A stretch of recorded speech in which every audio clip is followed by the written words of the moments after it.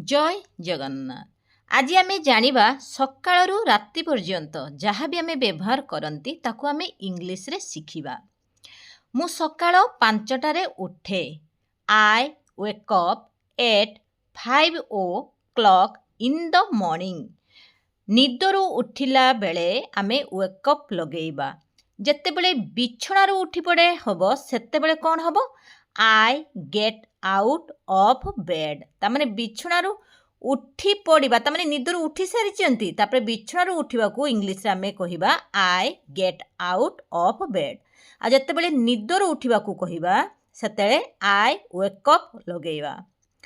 तापरे मु अलार्म बंद करे। आमे समस्ते मोबाइल रो हेउ कि किए घंटारे भी अलार्म देई थांती। सेठी आमे इंग्लिश रे कौन कहिबा then I turn off the alarm. बंद करबा को टर्न ऑफ कहा जाए। जदि एई भिडियोटी आपण मानकर किछि भी काम रे आसुथो इंग्लिश रो ग्रामर जदि चाहुथिबे इंग्लिश रो सेंटेंस टेंस वीडियो जदि चाहुथिबे ताहले सब्सक्राइब कले जत्तेबेले भी मु वीडियो अपलोड करिवि नोटिफिकेशन पळेइ जिवो। तापरे आपण मानकर लाइक द्वारा इंटरेस्ट हुए वीडियो करिबा पई आपण को रिक्वेस्ट करिवि लाइक करिबा पई। तापरे आमे कोन करंती आमे बिछणा रे किछि समय तो बसी प्रार्थना करंती। समस्ते निश्चित हाथ पापुली की घसी की बिछणा रे बसी की यही मंत्रटी को निश्चित जप करबा कथा। कराग्रे बसती लक्ष्मी कर मध्ये सरस्वती कर मूले गोविंदाय च कर प्रभाते दर्शनम। सेठी आमे प्रार्थना करबा को इंग्लिश आमे केमिति कहिबा I stay in bed 5 minutes। I stay in bed 5 minutes pray to God. आमे काहे की बसंती ना भगवान को प्रार्थना करंती 5 मिनिट बसिकी। यही मंत्रटी को छुआ को भी निश्चित शिखेबा दरकार। समस्ते यही मंत्रटी को पापुली हाथ घसी देबे घस देकी तापरे यही मंत्रटी को पिला को शिखेबे। मु बिछणारू उठी बेडशीट सजाड़ी दिए। बिछणारू समस्ते उठिकी बिछड़ा एपट सेपट होता है बेडशीट टी ताकू आमे साइज करंती। ताकू इंग्लिश रे आमे कौन कहिबा I get out of bed and straighten. Straighten माने हला सीधा करिबा बेडशीट टाकू सीधा करिबा। The bed sheets I get out of bed and straighten the bed sheet. तापरे आमे कौन करंती ना किछि समय परे आमे टिके एपट सेपट हुअंती समस्ते हुअंती। किछि समय हैला परे तापरे समस्ते उषुम पानी पियंती। बेसी गरम पानी पीबा उचित नुहे किंतु टिके उषुम करिके पानी पीबा द्वारा देह भल होइथाय। After some time I drink warm water. After some time तामाने किछि समय परे सेति एठी लागिला आफ्टर सम टाइम मु उषुम पानी पिए। I drink warm water. तापरे आमे कौन करंती ना तापरे वॉशरूम को जानती। Then I go to the washroom. Then I go to the washroom. तापरे कौन करंती आमे तापरे वॉशरूम आस सारा पर समस्ते व्यायाम करबा दरकार। निज पई समस्ते समय किछि काढिकी निज पई निश्चित समय काढिकी व्यायाम करबा दरकार। किए योग करंती किए एक्सरसाइज करंती जहाँ भी करंती निश्चित किछि समय निज पई काढिबा दरकार। Then I do exercise for about 45 minutes। मुझे 45 minutes रो एग्जांपल नेछि। किए 30 minutes भी करुथबे किए 15 minutes योग जदि करूचंती 15 minutes भी करंतु बहुत भलो काम करे। मु सकाळे चालिबाकू जाए। किछि लोक चालिबाकू भी जानती। I go for a walk in the morning. I go for a walk in the morning. Walk माने चालिबाकू बुझौची चालिकी गले हेटी वॉक आमे लगेबा। I go for a walk in the morning जेतल योग करिया था हबो मु एठी आई डू एक्सरसाइज नेची। आई डू योगा कहिबे। I do yoga for yoga कहिकी फॉर अबाउट जेतिकी समय करंती। तापरे आमे कौन करंती ना मु जिम को जाए। किछि लोक जिम को भी जानती। I go to the gym. I go to the gym. तापरे आमे कौन करंती I wash my face and brush my teeth. ତାପରେ ମୁଁ ମୋ ମୁହଁ ଧୋଏ ଏବଂ ଦାନ୍ତ ଘଷେ. I wash my face and brush my teeth. ତାପରେ ଆମେ କ'ଣ କରିବା ନା ହେଉଛି ଆମେ ଗାଧେଇବା ସବୁ କାମଟାକୁ ଆମେ ଗୋଟିଏ ସେଣ୍ଟେନ୍ସରେ କହିଦେବା. I freshen up. I freshen up ଆମେ କହିପାରିବା. ଆଉ ମାନେ ସବୁ ଜିନିଷ ଯାହା ବି ଆମର ସବୁ ଥାଏ ଆମେ ୱାସରୁମ୍କୁ ଯାଇକି ଝାଡ଼ା ପରିସ୍ରା ସବୁକୁ ବୁଝେଇ ଦେଇକି ଗୋଟିଏ ସେଣ୍ଟେନ୍ସରେ କହିଦେବା କି I freshen up. ତାପରେ ଗାଧେଇବାକୁ ଯଦି ଆମେ କହିବା ଆଉ ଗୋଟେ ସେଣ୍ଟେନ୍ସରେ କ'ଣ ୟୁଜ୍ କରିବା? Then I take a shower. Then I take a shower. ମୁଁ ମୁଣ୍ଡ କୁଣ୍ଡାଏ. କ'ଣ ହେବ? I comb my hair. ଏଠି comb କହିବାନି, ବିଟା ସାଇଲେଣ୍ଟ ରହିବ. I comb my hair. ତାପରେ ମୁଁ ପୂଜା କରେ. ତାପରେ ସମସ୍ତଙ୍କର କାମ ହେଲା କିଛି ସମୟ ପୂଜା କରନ୍ତି. After that I worship. After that I worship. ମୁଁ ସକାଳର ଖାଇବା ପ୍ରସ୍ତୁତ କରେ. ସକାଳର ଖାଇବା ଯିଏ ପ୍ରସ୍ତୁତ କରନ୍ତି ସେଇଟା ଆମେ ଇଂଲିଶରେ କହିବା. ତାପରେ ଆଫ୍ଟର ଦ୍ୟାଟ୍ ଲଗେଇ ପାରିବା, ଦେନ୍ ଲଗେଇ ପାରିବା. ଏମିତି ଲଗେଇବା ଦ୍ୱାରା ଭଲ ଲାଗିଥାଏ ସେଣ୍ଟେନ୍ସ ଗୋଟେ କରିବା ପାଇଁ. ଦେନ୍ ଆଇ ପ୍ରିପେୟାର ବ୍ରେକଫାଷ୍ଟ. ଯଦି ଆମେ ନ କରୁଛନ୍ତି ଆମ ଜାଗାରେ ଆଉ କିଏ କରୁଛନ୍ତି ଆମେ ଏକ୍ଜାମ୍ପଲ୍ ନେଇଯିବା. ପ୍ରାୟ ମା କରନ୍ତି.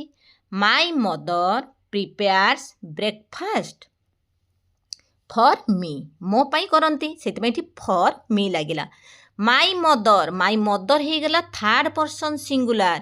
ସେଥିପାଇଁ ଏଠି ପ୍ରିପେୟାର ଜାଗାରେ ପ୍ରିପେୟାର୍ସ ହେଇଗଲା. ତାମାନେ ଏସ୍ ଯୋଗ କରାଗଲା. ପ୍ରିପେୟାର ହେଉଛି ଭର୍ବ. ଇଏ ହେଉଛି simple ପ୍ରେଜେଣ୍ଟକୁ ବୁଝଉଛି.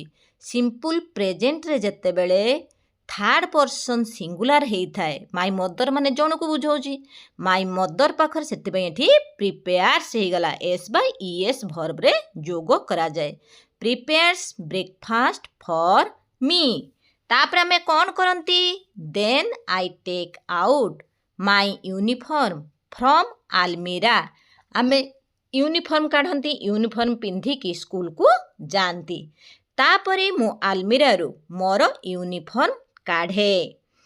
After that I go to the dining room and have breakfast. ଆମେ ତାପରେ କ'ଣ କରନ୍ତି ନା ଡାଇନିଂ ରୁମ୍କୁ ଯାଆନ୍ତି ଆଉ ଖାଇକି ଆମର ବ୍ରେକଫାଷ୍ଟ ଖାଆନ୍ତି. ବ୍ରେକଫାଷ୍ଟ ଖାଇସାରିଲା ପରେ ପୁଣି ଆମେ ସ୍କୁଲକୁ ଯାଆନ୍ତି.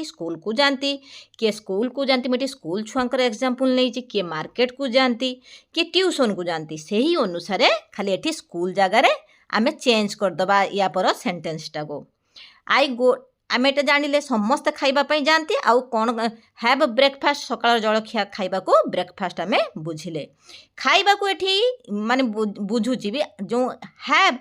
After that I go to the dining room. ତାମାନେ ମୁଁ ଡାଇନିଂ ରୁମ୍କୁ ଯାଏ ଆଉ ହ୍ୟାଭ୍ ବ୍ରେକଫାଷ୍ଟ. ଏଠି ହ୍ୟାଭ୍ର ଅର୍ଥ ହେଉଛି ତାମାନେ ମୁଁ ନିଏ. ମୁଁ ତାମାନେ ସକାଳର ଜଳଖିଆଟାକୁ ମୁଁ ନିଏ ମାନେ ଖାଏ. ହ୍ୟାଭ୍ ଏଠି ଆମେ ଲଗେଇବା. ହ୍ୟାଭ୍ ଲଗେଇ ପାରିବା, ଟେକ୍ ଲଗେଇ ପାରିବା, ଇଟ୍ ବି ଆମେ ଲଗେଇ ପାରିବା. ତାପରେ ଆମେ କ'ଣ କରନ୍ତି? ମୁଁ ସାଧାରଣତଃ ସ୍କୁଲକୁ ଚାଲିକି ଯାଏ. କ'ଣ କହିବା ଏଠି? I usually walk to school. I usually walk to school. Usually ମାନେ ହେଲା ସାଧାରଣତଃ. ଯଦି ବସ୍କୁ ଆମେ ଅପେକ୍ଷା କରନ୍ତି ବସ୍ ପାଖକୁ ଚାଲି ଚାଲିକା ଯାଆନ୍ତି ମୁଁ ବସ୍ ଷ୍ଟପ୍କୁ ଚାଲିକି ଯାଏ. I walk two the bus stop. ତାହେଲେ ବସ୍ ଷ୍ଟପ୍କୁ ମୁଁ ଚାଲିକି ଯାଏ. ଏଠି I walk two the bus stop. ମୁଁ 8:30ରେ ବସ୍ ଧରେ. I catch the bus 8:30. Catch ମାନେ ଧରିବା, ବସ୍କୁ ଧରେ. I catch the bus 8:30. ତାପରେ ଆମେ ସ୍କୁଲରେ କେତେବେଳେ ପହଞ୍ଚି ଯାଆନ୍ତି ତାକୁ ସେଣ୍ଟେନ୍ସରେ କରିବା. I get to school at around 9. ତାମାନେ ମୁଁ ପ୍ରାୟ 9ଟାରେ ସ୍କୁଲକୁ ଯାଏ. ଏବଂ କ'ଣ କରନ୍ତି?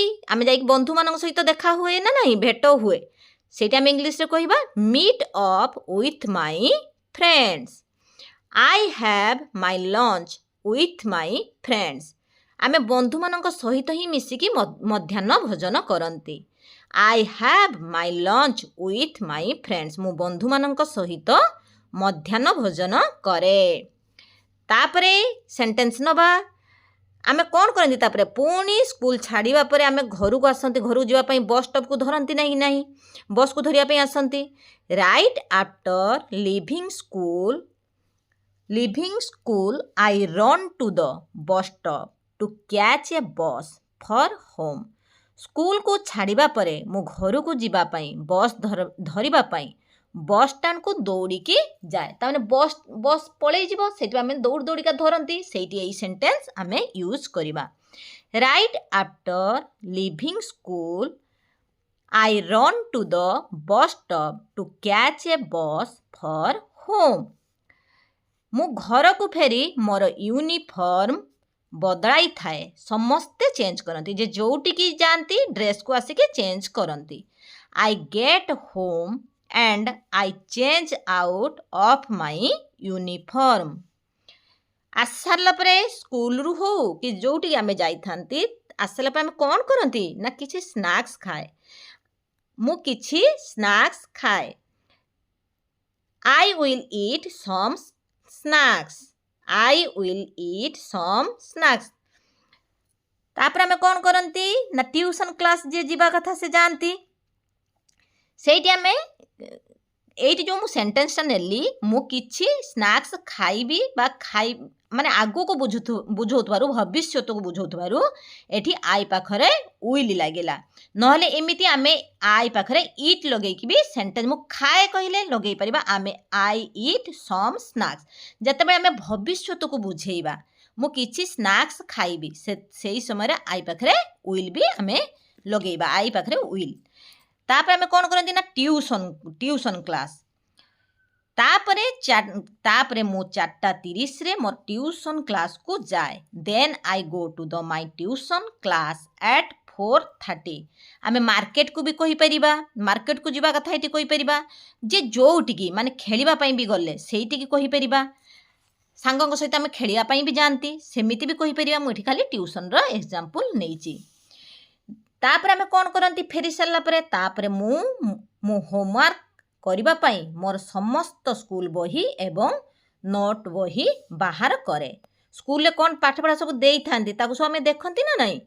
ସେଇଠି ସେଣ୍ଟେନ୍ସ କହିବା then I take out all my school books and notebooks to do the homework କରିବା ପାଇଁ ଆମେ ସବୁ ବହିପତ୍ର ଯେଉଁ କାଢ଼ିକି ଦେଖନ୍ତି ତାକୁ ହିଁ ଆମେ ଇଂଲିଶରେ ଏଇ ସେଣ୍ଟେନ୍ସ କହିବା।